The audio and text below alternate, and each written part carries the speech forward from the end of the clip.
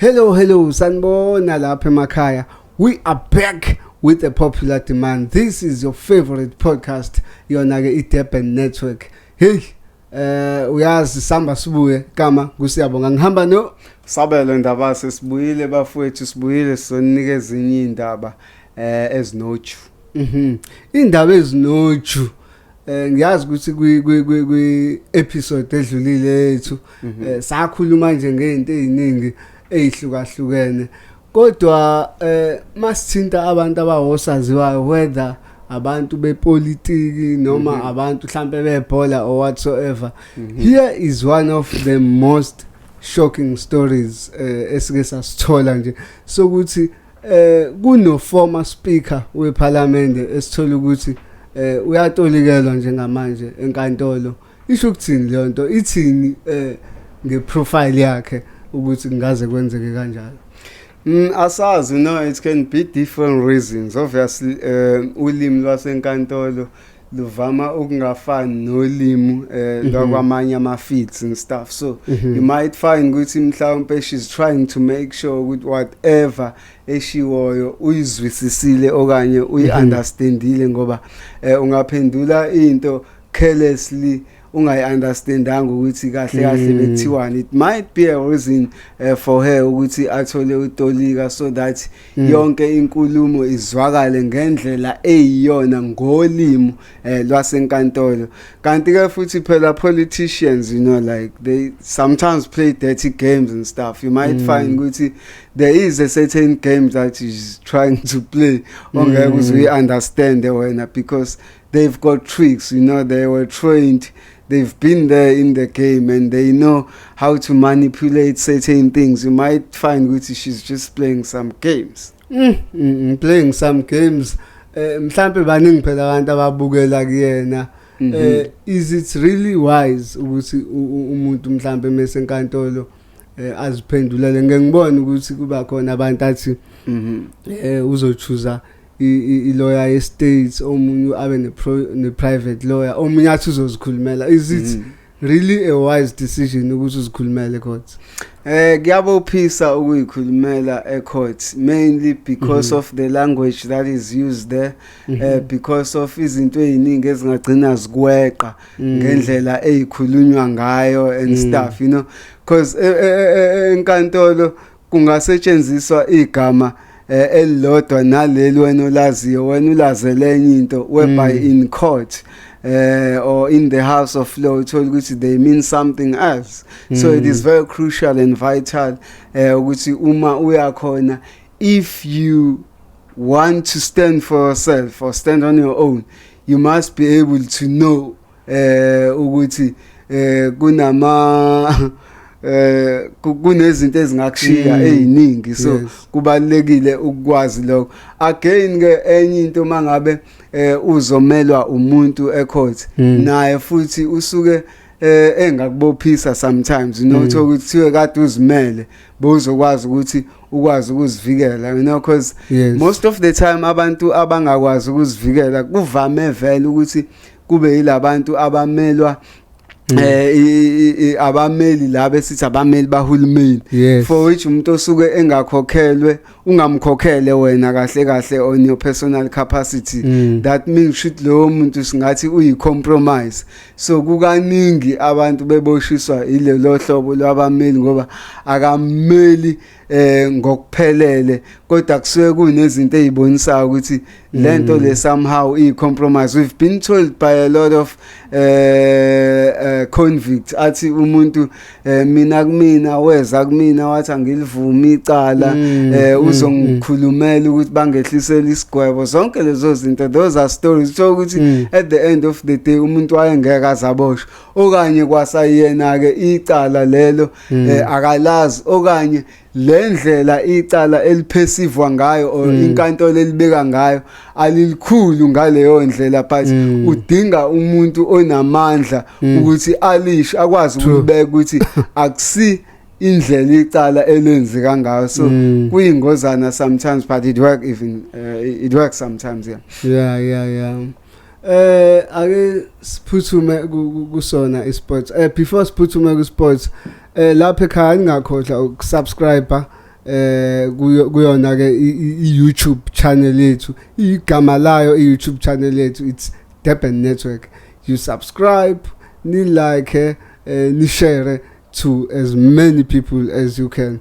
Mfowethu siyabona ku sports kunendaba ezivumbukayo ezithi uKhilani uMbappe who recently joined iMadrid from iPSG usekhishiwe kwi-campaign ye-advertising eMadrid ngoba uyasolakala ukuthi kunokudlwengula okukhona noma singazi kahle okwenzeka eSweden. It remains as allegations as you say. Akusinto eqinisekisiwe kodwa kunophenyo vele osolukhona already olibheka olizuma in to this case. Asazi noma mhlambe kunentombazane evule icase yabeka lezo zinto kanye there's a footage that proves that or whatsoever. However salindile nathi ukuthi sibone into engathi iyabambeka eprove lama allegations kodwa iReal Madrid kuvela ukuthi isimremovile kwi-advertising campaign yayo following lo phenyo lo ukuthi liyenzeka. Ithini lento siyabona ukuthi izinto ezenzekalayo ike yenzeka ku Dani Alves lo wase Brazil yenzeka khona lapha eSpain sathola ukuthi waze waboshwa impela wagwetshwa okuwukuthi uphumile manje ngendlela ezigcine sezizanywa ezihlukahlukene wagcina ephuma. Mhlambe ama players lawa nemali njenganabo uKhilani Mbappe bo Dani Alves abaphenduki beyitarget emphakathini ukuthi mhlambe ngizomskema after senze lento ngithi ungirapile mhlambe ufuna imali or udumo abagcini mhlambe befola into those kind of traps. Such blackmails they happen a lot of time whereby umuntu mefeel ukuthi awusabuyeli ezidingweni zakhe noma into ebenivumelene ngawo bese decide ukublackmail. You know, a lot of osaziwayo the celebrities they were the victims of such behavior and it has happened seyibulala igama labantu abaningi ngokuhlukahlukana kwabo for which we don't condone it. However we don't know ukuthi lokho kusuke kuyiqiniso noma kusuke kungalona iqiniso but mainly kuvama ukuthi kuvela ukuthi into esuke iyitulo ezikhathini eziningi kuvelile kwaproveka lokho but still we don't say abantu basuke bemsulwa because sisuke singekho sisuke singeyona iphathi yaliyonto. It might happen that it's true, it might be lies, but superstars need to be very careful of who they trust, who they hang around with and stuff, you know. Who do they sleep with sometimes because like izinto ezinje, you know, they just happen, especially mangabu usaziwayo because everybody is looking to have a piece of you. Why singamadoda unemali njengano noKhilani Mbappe, you have a lot of money, why ungathatha unkosikazi uhlale naye ukavoida lezi zinto? Do you think mhlawumbe amakhosikazi kubona agcine engekho enough? We need to face the reality ukuthi here we are dealing with abantu bama millenniums for which abantu besimanje who have like a different perspective compared to abadlali ba before. So obviously banendlela ababona ngayo izinto had to consider as well ukuthi ukushada kufuna uthando, kufuna commitment, zonke lezo zinto, you know. You might find ukuthi yena he has found a woman that is ready to settle, but yena he's not ready to settle, or yena he's ready to settle but he's finding women that are not ready to settle. So all those things had to be put into consideration because zisho likhulu ekutheni ugcine uba nomuntu ozombeka endlini uthola ukuthi at the end of the day nizogcina futhi nihlukana because you got to bear in mind ukuthi once nihlukana sekunalezi zinto manje ama marriage in community of property zonke lezo zinto, so bayazibheka lezo zinto zonke, so it takes time for him to consider umuntu before amthathe ambeke efeni lakhe. Yeah, kunjalo istory ke esikhulayo esisibonayo sakhe uKylian Mbappe. Ningakhohlwa ukusubscribe igama mina ngusiyabonga ngihamba nosabelo umfokandabase. Bafowethu ake sithi nje qhu kancane ezitolo siyabuya manje. Welcome to Native Guards, your trusted partner in security and protection. With over 4 years of experience, we've been proudly securing businesses, events, and homes with unmatched dedication. At Native Guards, we provide a wide range of security solutions tailored to meet your needs. Our team of dedicated professionals ensures that your safety is always our top priority. From armed and unarmed security officers ensuring peace and order, to our swift armed reaction teams ready to respond to emergencies, we've got you covered. Need protection for high-profile individuals? Our expert bodyguards and VIP protection services deliver discreet and reliable security wherever you go. We also believe in keeping communities safe with our precinct community policing initiatives, building a safer environment for everyone. For events, we offer highly trained special events security and venue bouncers to ensure safety and control in every situation. Get in touch with us today for personalized security solutions. We are located at 2030 Diaconia Center, Durban.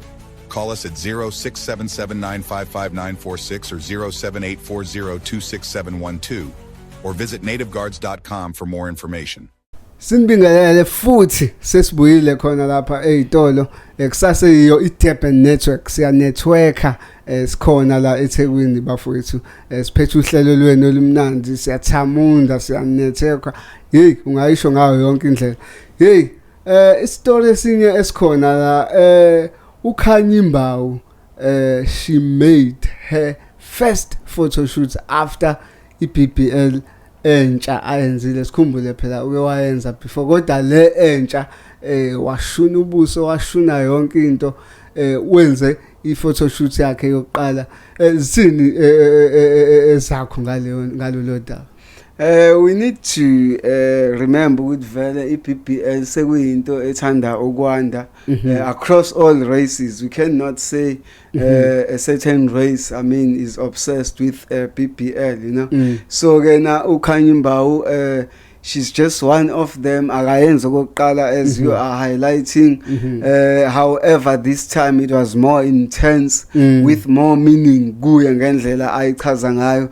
Uzokhumbula kunezithombe ake wayiposta bezitrenda she was under construction yona iBBL.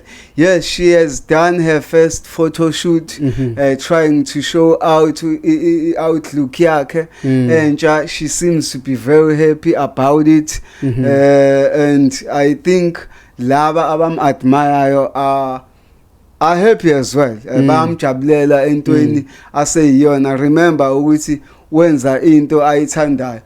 Okunye ke kufanele singakukhohlwa ngoKhanyi Mbau, she's a public figure for which ezinye zezinto azenzayo she just doing those things to sell her brand, to sell herself, to sell her products as well. So kubalekile ke ukubheka noma ngabe mhlambe sifisa ukubuka ngehlo lokugxeka kodwa sibheka ukuthi she's a woman in business. She's a woman who trying to increase her value for which it does help her. She's happy about her looks. Bamjabulela abantu but sikhona nathi abanye esinemizwa ehlukile but the bottom line is that she's happy with her look and she look absolutely beautiful. Talking about or speaking about BBL further, can you advise umuntu wesimama ukuthi enze iBBL or asithi nje wena in your personal space or unomuntu ozwana naye wesimame muhle but you wanna enhance her beauty further unemali uloaded ucela ukuyokwenza iBBL ungamvumela? I don't think so. I think we are different in terms of principles and values, and I'm just one man engicabanga ukuthi angikho lapho. I'm not that modernized to position yoba ngingavumela umfazi wami noma umuntu engizwana naye closely ukuthi ayokwenza lento. However, into ekumele abantu bayiconsider ukuthi sometimes these things, they've got side effects. We've seen a lot of it with Michael Jackson, mhlawumbe to the last years of her life, struggling with these kind of things like zama side effects. But umuntu usefuna ukuba muhle, you know, but we had to consider ukuthi it's kind of a temporal thing, because makwamba isikhathi iyabuyisha into ukuthi this is not real you. Ezinye indaba uThukzin, Dlala Thukzin, one of our own Zitepen, who has done some of music omnandi kakhulu othandwayo, urelease ingoma entsha ebukeka idlikhotha. Idlikhotha impela ingoma kaThukzin. Remember uma usebenze kahle ku previous project kuba nalento esibiza anticipation, for which yenzekile ku Thukzin. Bebelindele abantu kade babemkhuthaza via his social media platforms, bethi ndoda siyayidinga phela lento wakade usizwise yona. Finally, I mean, he has come out with a gun blazing single edlikhotha njengamanje. Hopefully it's just one of the song that would be contending for big awards in there.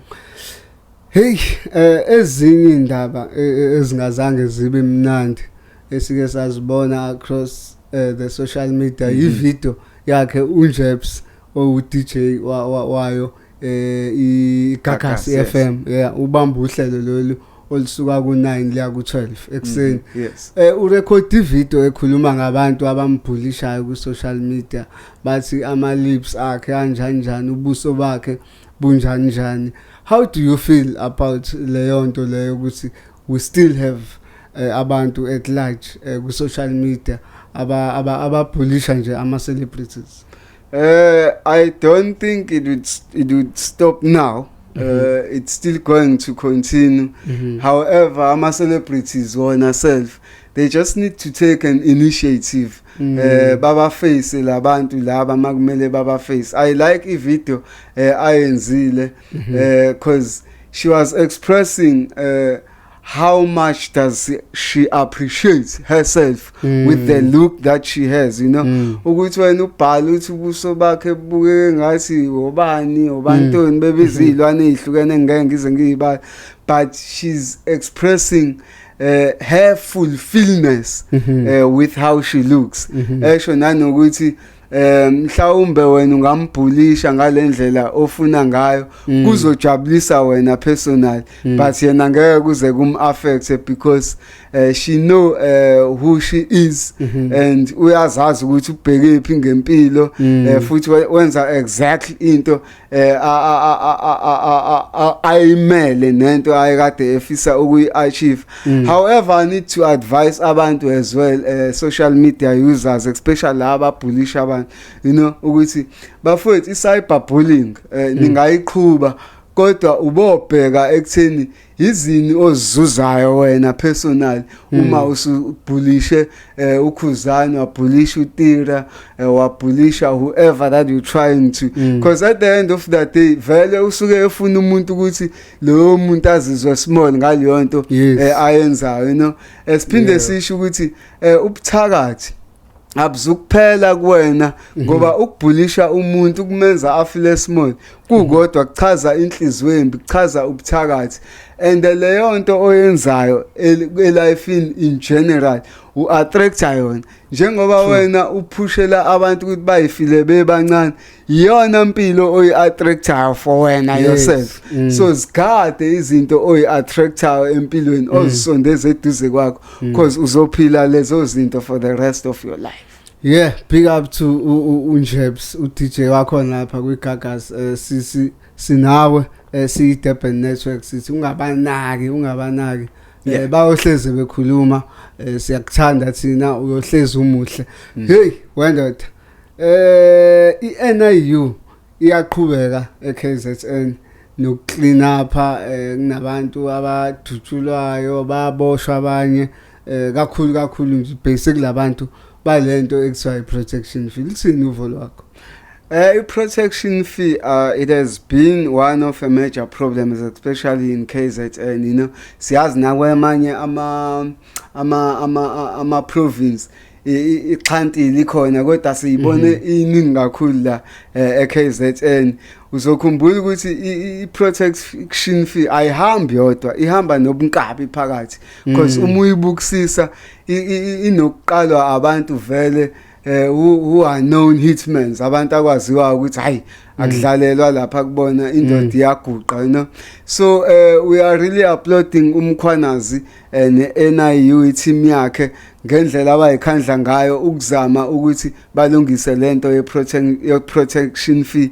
It has killed so many businesses, you know. It has resulted in so many killings as well, because remember uma ngabe ungafuni corresponda nabo kule protection fee abanqeni ukuthi uguqa ngempela. So into eyenzekile kakhulu la eKZN abantu be lose imphefumulo yabo ngayo indaba ye protection fee. Finally somebody has decided to stand up against the protection fee, for which lokhu kuzorelease istress esiningi go businessmen akade bengasakwazi ukusebenza.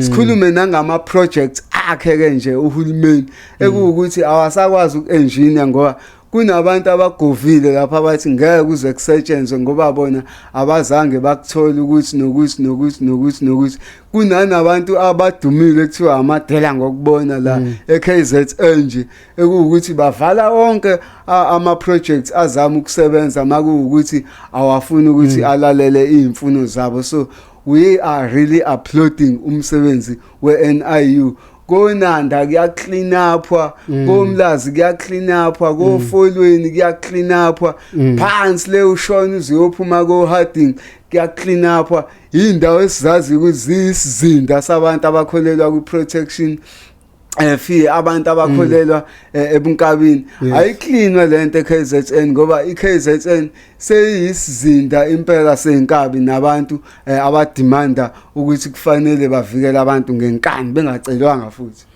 Yimbi impela lento. Nayi enye indaba la eDurban namaphethelo kutholakala impahla ezama fake eziningi.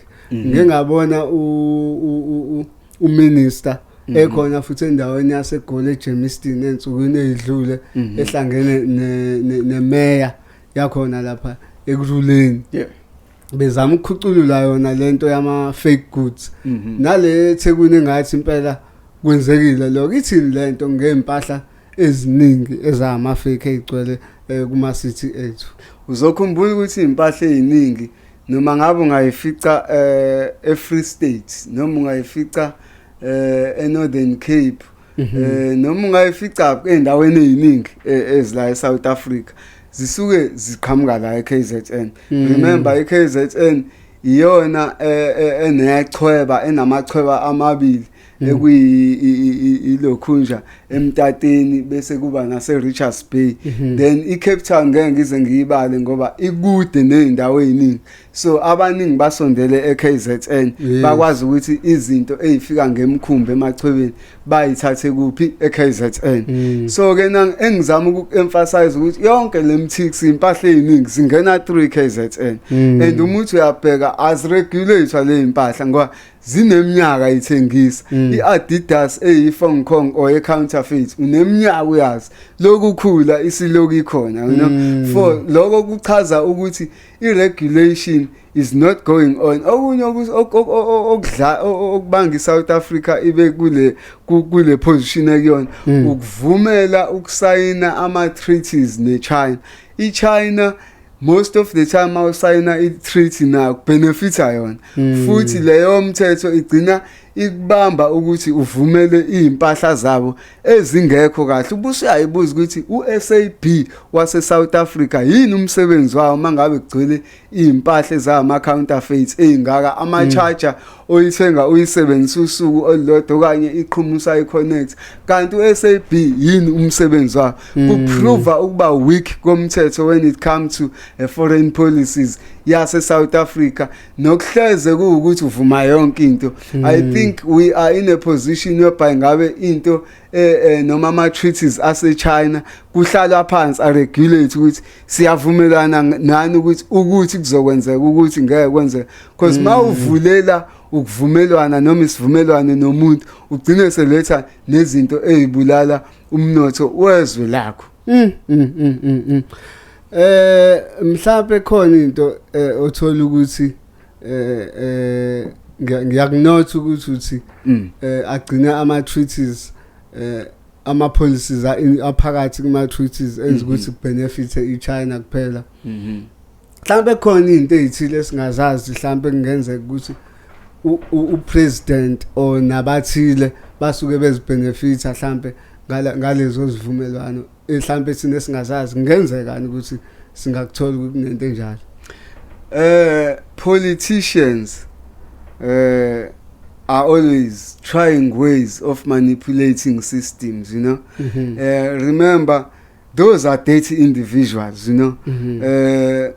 Ngesikhundla sabo siyabachaza kahle kahle ukuthi ba abantu abanjani. So you may never know with treat esuke izoqhamuka you find ukuthi lo muntu is serving ama interest akhe, you know, personal interest rather than to see ama interest abantu at large akubona laba suke ebahola. Coming to the very same point, South Africa kuningi engakuzuza ngeChina if ama treaties were made to be fair. We know ukuthi China is dominating, you know, globally in terms of production. Into eziningi zakhiwa yibona. Uma kuthiwa kuneqiniso kulento, kungani iChina ingasinikezi imishini yokuthi sizakhele ama toys, sizakhele amagedlela, ama globe and everything. Kungani singanabo thousands if not millions of abafundi abase China njengamanje abayofunda ukwenza these mass productions ezenziwa eChina. Kubonisa kona ukuthi iChina izicabangela yona kodwa iyasimanipulate thina sama African countries. Ngani na yona into ezoyilwela ukuthi ikwazi ukuthi ngalama treaties izothengisa kuthina but thina akukho ekuthatha kuthina okanye akukho thina esifundisa kona ukuthi sikwenze ngoba iyazi ukuthi the minute isifundisa ukwakha ama globe sesiwathatha yina ama globe abuye eChina ngoba sesinama globe esikwazi ukuzenzela wona.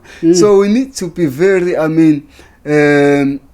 we need to be very smart when you're going down to sign those kind of treaties because these Western countries, Asian countries and other stuff, especially when they come to Africa, you know, they are very manipulative, you know. Basithi nje basithi ngoba phela we are developing countries bese siyazivuma lezo zinto kakhulukazi bakwazi ukuthi ba manipulate abaphathi bethu ama head of state wethu ngoba vele mangabe beba manipulate khona isinkwa abasuke bebafakela so.